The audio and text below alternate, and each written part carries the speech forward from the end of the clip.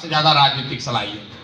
तो यही बात जो मैंने आपको कहा कि पैगंबर साहब ने कहा कि जिस कौम को अपनी रहनुमाओं की समझ ना हो उसके ऊपर जालिम हुक्मरानों को मुसल्लत किया जाता है। बात अगर पैगंबर साहब ने कही है तो गलत नहीं हो सकती है, लेकिन आप अपनी सुविधा अनुसार उसका आधा लाइन पढ़ रहे हैं। आज के हुक्मरान जालिम है ये तो आप पढ़ रहे हैं, उस पर चर्चा कर रहे हैं, लेकिन किस गलती से ये जालिम हुक्मरान आपके ऊपर मुसल्लत किए गए हैं ये नहीं समझना चाहते, इसीलिए आपकी ये दुर्दशा है। अब प्रशांत किशोर में आपको रहनुमा दिख रहा है, कोई कह रहा है कि आप बताइए आप कितना हक दीजिएगा, क्यों आप हमसे हक मांग रहे हैं? आपकी अपनी ताकत नहीं है। 18% की आबादी का जिसका दावा कर रहे हैं, जिसका दम्भ भर रहे हैं, 18% की आबादी में कोई लड़का नहीं है जो यहां बैठे और यहां हिंदू समाज के लोग बैठकर कहें कि आप हमारे रहनुमा हो जाइए। कोई तो नहीं कह रहा है, हम लोग तो कोई ऊपर से नहीं आए। ये क्यों है? क्योंकि आपके मन में राजनीतिक बंधुआ मजदूरी घुसा दिया गया है। आपको यह बता दिया गया है कि आपको किसी न किसी के पीछे ही चलना है। आप चाहे कांग्रेस के पीछे चलिए या राजद के पीछे चलिए, अब आपको लग रहा है प्रशांत किशोर के पीछे चले। मेरे भाई, किसी के पीछे चलोगे तो आपके साथ धोखा होगा ही होगा। प्रशांत किशोर के साथ चलिएगा तो भी धोखा होगा। जन सुराज अभियान में हम आपको ये नहीं कह रहे हैं कि आकर हमको वोट दे दीजिए, हमको बना दीजिए, हम आएंगे सबका चिंता कर लेंगे।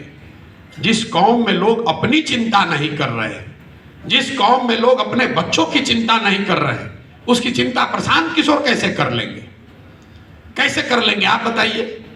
हम गांव में चलते हैं, जो मुसलमानों के बड़े गांव हैं, एक जो नई चीज हमने देखी, जो मुसलमानों के बड़े गांव हैं जिसकी आबादी 3000 से ज्यादा है, वहां बिहार तो पूरा ही गरीब बदहाल है, लेकिन जो मुसलमानों के बड़े गांव हैं वहां पर मुझे सबसे ज्यादा गरीबी फटहाली दिखी। मुझे बाद में जब कुछ महीने चल लिया तो मैंने इस बात को गौर किया कि भाई ऐसा कैसे है कि जो बड़े मुसलमानों के गांव हैं उनकी हालात मिक्स्ड आबादी वाले मुसलमानों के गांव से या मुसलमानों के छोटे गांव के मुकाबले ज्यादा खराब है। ऐसा क्यों है? ऐसा इसलिए है, जब हमने उसका अध्ययन कराया तो ये पाया कि जो मुसलमानों के 3000 से ज्यादा आबादी वाले गांव हैं उनको सियासी तौर पर, राजनीतिक तौर पर चिन्हित कर लिया गया है।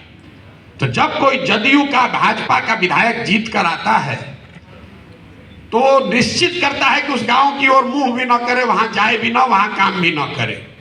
लेकिन अगर वहां कोई आरजेडी का जीत कर आ गया, कांग्रेस का जीत कर आ गया, तो कहता है ये तो 3000 वोटवा अपने हाथ में है, ये है, जाएगा कहां? बगल के गांव में काम कराओ। जो मुसलमानों के बड़े गांव हैं उनकी यह हालात, अगर हमारी बात पर आपको भरोसा नहीं है तो यहां पर जितने लोग बैठे हुए हैं, आप चंपारण में चलिए, बिना आंकड़ा देखे हुए चंपारण में सबसे पिछड़ा अगर कोई प्रखंड है तो मझौलिया प्रखंड है, क्योंकि वहां मुसलमानों की आबादी सबसे ज्यादा है। आप सीतामढ़ी चलिए, वहां का सबसे पिछड़ा प्रखंड अगर कोई है तो बरगेनिया है, क्योंकि वहां 1 लाख से ज्यादा मुसलमान है।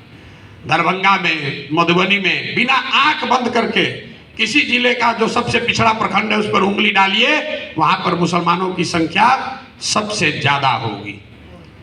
और आपको दिख ही नहीं रहा है। आप वोट दिए जा रहे हैं, 30-40 साल से वोट दिए जा रहे हैं। लोग, कोई किसी को वोट क्यों देता है? वोट देने के 3 ही कारण हैं। आप वोट देते हैं अपना और अपने बच्चों के विकास के लिए, दूसरा आप वोट देते हैं अपनी राजनीतिक भागीदारी के लिए, तीसरा आप वोट देते हैं अपने राजनीतिक विरोधी को हराने के लिए। आप प्रशांत किशोर जन सुराज को छोड़िए, पिछले 30-35 साल से आप जो कर रहे हैं उसको जरा इन 3 कसौटियों पर कस कर देखिए। यहां बैठा हुआ कोई मुसलमान नहीं कह सकता है कि 30 साल से राजद को, लालटेन को वोट देने से आपके बच्चों का विकास हुआ है। कोई नहीं कह सकता है। अभी एक एमएलए साहब ने कहा कि लालू जी के राज में आवाज मिली। बिल्कुल मिली, वो सिर्फ मुसलमानों को नहीं मिली, जितने सामाजिक तौर पर गरीब और पिछड़ा है सबको मिला और उसके लिए लालू जी का सम्मान होना चाहिए। हम रोज मन से कहते हैं, मुसलमानों के भी गांव में, हिंदुओं के भी गांव में, लेकिन लालू जी ने जिन वर्गों को आवाज दी उनके बच्चों को पढ़ाई की व्यवस्था नहीं कराई। लालू जी ने जिन वर्गों को आवाज दी उनको कभी जमीन नहीं दिया। यहां बिहार में भूमि सुधार नहीं लागू किया। लालू जी ने जिनको आवाज दी उनको पैसा पूंजी इनका व्यवस्था नहीं कराया। नतीजा क्या हुआ?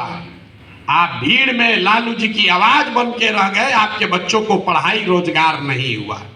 तो जो काम उन्होंने किया है उसके लिए सम्मान होना चाहिए, लेकिन जो काम नहीं किया उसका भी विवेचना होना चाहिए। आप 30 वर्ष से लालू जी को वोट देते हैं, आंख बंद करके देते हैं, आप कुछ भी दावा कर ले, सब जानता है। आपको विकास नहीं मिला। मुसलमान कहता है भैया इससे कोई बात नहीं, चलिए कम से कम लगता है कि हम लोग का अपना दल है, भागीदारी हमको है। आप अपने भागीदारी का आलम देखिए। बिहार में जनसंख्या के हिसाब से आपके 40 एमएलए होने चाहिए, हैं 19। ये कोई चिंता का कारण नहीं है मेरी नजर से। ज्यादातर लोग कहेगा भैया हम लोग को टिकट नहीं मिलता इसलिए हम लोग का विधायक कम है। ज्यादातर लोग उसी नजरिए से इस बात का विवेचना करते हैं। मेरे लिए चिंता का कारण नहीं है कि एमएलए 19 है। चिंता का कारण ये है कि आबादी के हिसाब से आपके 1650 मुखिया होने चाहिए। बिहार में 1200 से कम मुखिया मुसलमान है। आबादी के हिसाब से 27,500 आपका वार्ड सदस्य होना चाहिए। बिहार में 11,000 से कम वार्ड सदस्य मुसलमान है। उसके लिए आपको किसी लालू यादव की, प्रशांत किशोर की जरूरत नहीं है। मुखिया का चुनाव लड़ने के लिए, वार्ड सदस्य का चुनाव लड़ने के लिए किसी दल की जरूरत नहीं है। ये क्या दिखाता है? ये दिखाता है कि आपके मन में वो राजनीतिक जो बंधुआ मजदूरी, आपका आत्मविश्वास खींच लिया गया है। आपके और आपके समाज से बच्चे जो हैं वो राजनीति में आ ही नहीं रहे। तो जब आप राजनीति में आ ही नहीं रहे हैं तो आपके हक की चिंता होगी कैसे? जब आपके बच्चे वार्ड सदस्य नहीं बन रहे हैं, आपके बच्चे मुखिया नहीं बन रहे हैं, जिला पार्षद प्रमुख नहीं बन रहे हैं, तो एक ही दिन में राज्यसभा में एमपी और मुख्यमंत्री कैसे बन जाएगा? समाज ने उसकी चिंता नहीं की है। आप वो कौम हैं जो मदरसे चलाते हैं, यतीम खाने चलाते हैं, लेकिन यहाँ जितने लोग बैठे हुए हैं आप मुझे बताइए, कोई मुसलमानों की ऐसी संस्था, कोई ऐसा प्रयास जहां आप अपने बच्चों को राजनीति सिखाते हो। आपका मुकाबला है आरएसएस से, संघ से, जो हर दिन देश में 1 लाख से ज्यादा शाखा लगाता है। बच्चों को अभी से सिखा रहा है। उनकी विचारधारा सही हो या गलत, अपनी विचारधारा को बताने के लिए वो देश भर में 1 लाख शाखा लगा रहे हैं। और आप क्या कर रहे हैं? आप बैठ के इंतजार कर रहे हैं कि कोई गठबंधन आए, कोई रहनुमा आए तो हम लोग का तार दे। कैसे होगा रे भाई? आपके कौम में ये लिखा गया है कि बिना जद्दोजहद के जीवन में कुछ हासिल नहीं होता है। सलाहियत के लिए, इल्म के लिए, लोगों ने मुझे कहा कि उस जमाने में पैगंबर साहब ने कहा कि अगर चीन जाना है तो चीन भी जाओ, और आज तो आप अपने घर से निकलकर जद्दोजहद करने को नहीं तैयार है। आप सोच रहे हैं कि कोई तेजस्वी, कोई प्रशांत किशोर, कोई राहुल गांधी हमारा कौम को उतार दे, हमको आगे बढ़ा दे। कैसे संभव है? नहीं संभव है।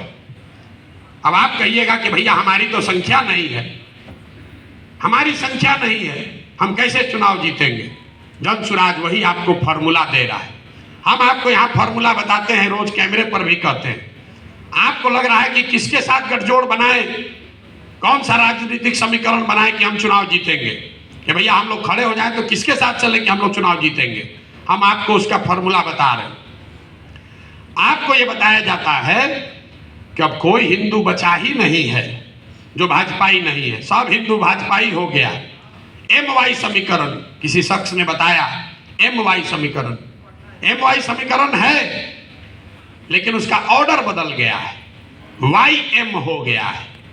जहां Y खड़ा होता है वहां पूरी मुस्तैदी और ईमानदारी से आप वोट देते हैं। जैसे ही M खड़ा हुआ, आधे से ज्यादा Y समाज के लोग आपको वोट नहीं देते। ताली मत बजाइए, अभी सुन लीजिए पूरी बात। बहुत लोगों को लगेगा कि हम यादवों के खिलाफ बोल रहे हैं ना।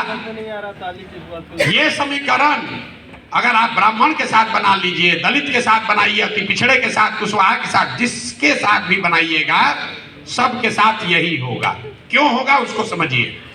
ऐसा नहीं है कि यादव समाज के लोग आपको धोखा दे रहे हैं, ये आपका भ्रम है। भाजपा को पूरे देश में 36 से 37% वोट मिलता है, इस बात को ध्यान से समझिए। देश में 80% हिंदू रहते हैं, मुसलमानों ने भाजपा को तो वोट दिया नहीं है।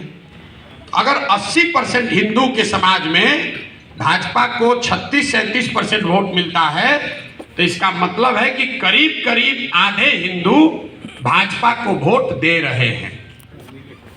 आधा हिंदू भाजपा को वोट दे रहा है। 80 में आधा देगा तो 40% हुआ, उससे थोड़ा कम ही, चूंकि भाजपा पूरे देश के हर सीट में नहीं लड़ती है, तो जिन सीटों पे वो लड़ते हैं वहां आधा हिंदू उनको वोट देता है।